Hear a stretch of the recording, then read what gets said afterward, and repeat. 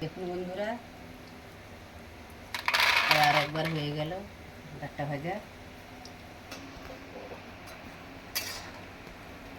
এটা একটু সাদা সাদা।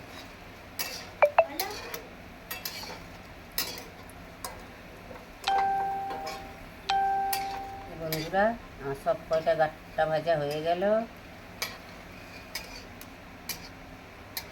কত হয়েছে, 250 ময়দা দিয়ে কত গাট্টা ভাজা হয়ে গেছে, 1 কিলো হয়ে যাবে।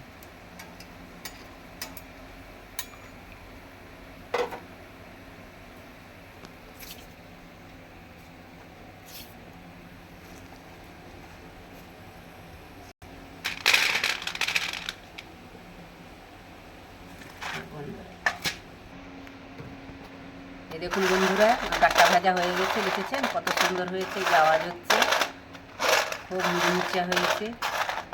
এই দেখুন খুব মুচমুচা হয়েছে, যে আওয়াজ দেখুন। 250 ময়দায় কত গাট্টা ভাজা হয়েছে, 1 কিলো হয়ে গেছে।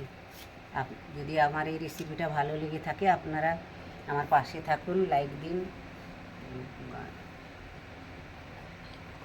কমেন্ট করুন, শেয়ার করুন। আর এইরকম আপনারাও ঘরে বানিয়ে ফেলুন, যখন গাট্টা ভাজা খেতে ইচ্ছা করবে। বাচ্চাদের খুবই ভালো লাগবে, নিজেদেরও ভালো লাগবে। আর এগুলো খাবেন আর ছোটোবেলার কথা মনেও পড়ে যাবে।